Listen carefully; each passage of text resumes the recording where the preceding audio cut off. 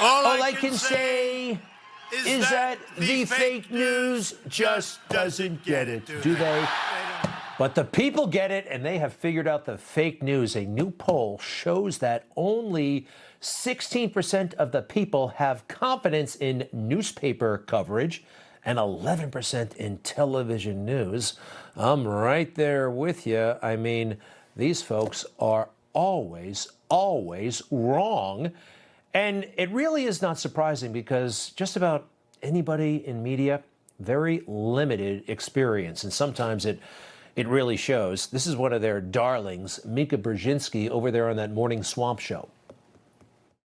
Stop hiding behind something not only we're talking about, but we're doing something about. In fact, the latest bill, the gun legislation that was passed, addresses mental health. There's nobody who knows more than Democrats and teachers and mental health professionals and anybody who knows someone who's suffering, anybody who's on social media, that mental health is a huge struggle. And yes, we need to deal with it. We need to deal with the root causes, like social media and different other reasons that information that's inappropriate just flies around the internet and into our children's phones. We understand, but you see, mental health.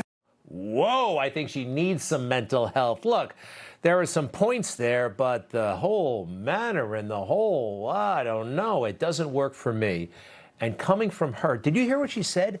Democrats know. Democrats know. They just know.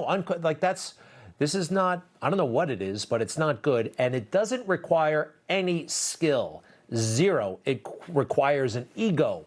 It requires arrogance. You know who has skill? Just about anybody who isn't in that studio. Like this guy. He's got more skill doing that job. You ever see anybody back up a bus or a tractor trailer or teach a room full of kids?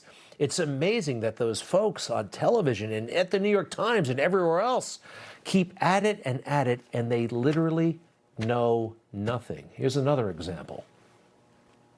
You can't drive while black, can't walk while black. Now you can't proactively comply while black? 3 high school students in Rochester, New York are arrested while waiting for their school bus. Their offense? Waiting while black. You can't barbecue while black. You can't go bird watching while black. Pulling people over, driving while black, in essence. Young black men, they're often guilty of driving while black, walking while black, standing while black. The 2 men arrested at Starbucks for sitting while black. Can't breathe while black, can't exist while black. Don, we got a problem. We have a problem, all right, and it's that rhetoric, that poisonous, irresponsible rhetoric that has corrupted so many minds and has ruined whatever we had, the relationship between cops and communities. It is ruined. And people now view, thanks to you guys, you in the media, the police with suspicion at first sight. You heard about this Jalen Walker case.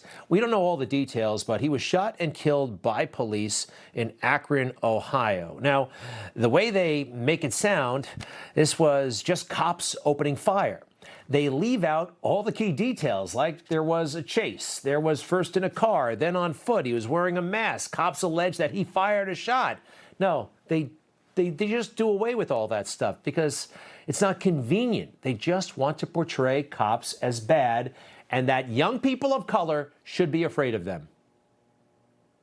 In this case, they're saying, well, you know, they freeze the thing and they say, well, he made a furtive movement. He seemed to be bending. We feared for our lives. There was no threat to the community in the case of Jalen Walker. He didn't threaten anybody but them. He was outmanned, he was outgunned, and he was contained in an area. Please help us understand why, for any reason, anyone would have to be shot. This isn't some podcast. It's CNN. There are some people out there who still trust it, and they're not being told that that young man allegedly fired a shot at the police, okay? It's more complicated than they want anybody to believe or that they're willing to believe themselves. And that rhetoric, that poison, is actually endangering the lives of the people they say they care about. It's horrible. All right. Netflix has yet another show that kids should not be watching, but it's designed for kids. It's called Dead End Paranormal Park. And here are the characters. We've got Barney, This is not Barney Rubble. This is a gay teenage transgender boy. Grandmother will not accept him, and parents don't stand up for him. Has a crush on a cisgender male character. That cisgender word still gives me trouble, by the way. I think it basically means normal. Let's see. We've got another character. Her name is Norma Khan. She's pansexual. I think that means she likes everything from boys, girls, and chairs. And she has a crush on a female character. Okay, then. Here's the show. Logs! Barney, are you okay? I was so scared. I thought I was never gonna get a chance to...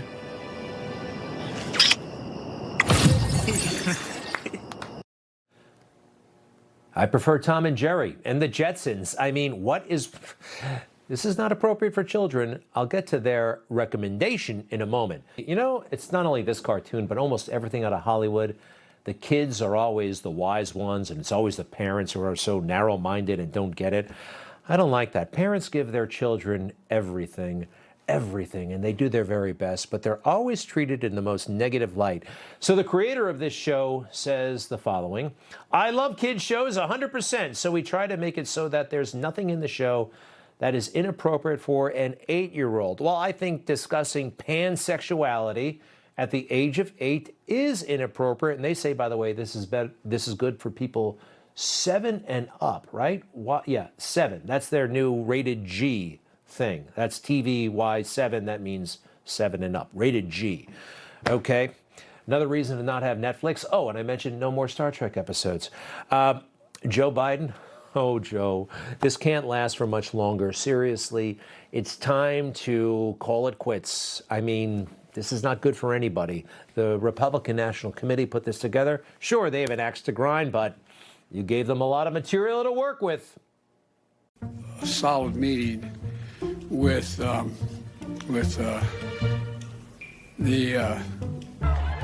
white bomber Democrat Javier Baccaria.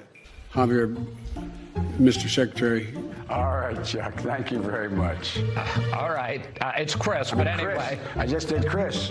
And I want to thank the former general. I keep calling him general, but the guy who runs that outfit over there. I want to make sure we thank the secretary. Jill and I have always enjoyed seeing Pete and Kristen, which I have done personally with the president of China. It's not getting better, it's getting worse, and this can't last. We all know that, all right? Don't want to see anything bad happen to Joe, but I want to see good things happen, great things happen for America. Coming up, a picture that has been seldom seen, Joe Biden with Hunter in China back in 2013 when he was vice president. What were they doing there together? It's very strange.